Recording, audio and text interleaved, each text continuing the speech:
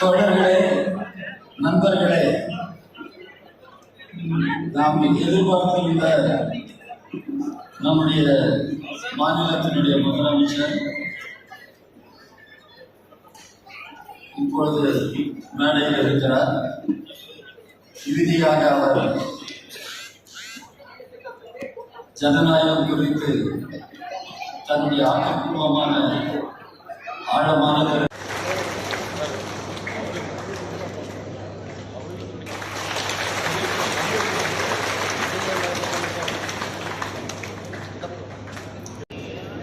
அதற்கான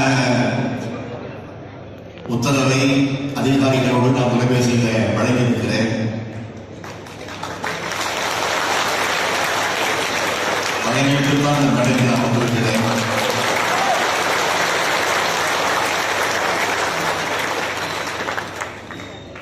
நாளையிலிருந்து இந்த பணி தொடங்கப்பட இருக்கிறது.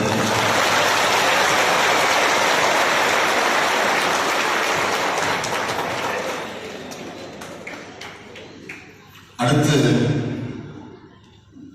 1951 இருந்த திமுகவுடைய முதல் மாநாட்டுக்கு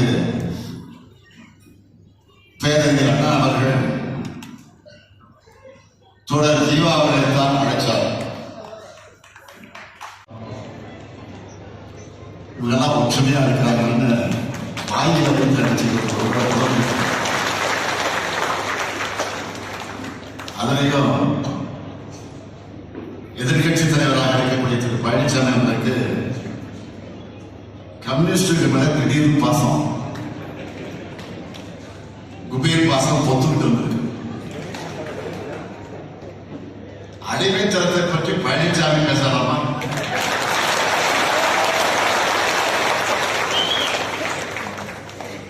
பேசுவதற்கு அவருக்கு என்ன உரிமை இருக்கு? எங்களை பொறுத்த வரைக்கும் இங்க இருக்க யாருக்கும் யாரும் அடிமை இல்லை.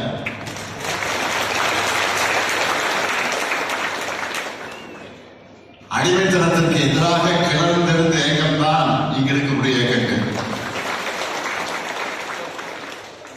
திராவிட இயக்கமும் கம்யூனிஸ்ட் இயக்கமும் அதை பற்றி கொள்கைகள் பற்றி தெரியாத பழனிசாமி அவர்கள் விரக்தியில வாங்கி வந்ததை தான் பேசுறாரு. அவருக்கு தெரிஞ்சது அவ்வளவுதான்.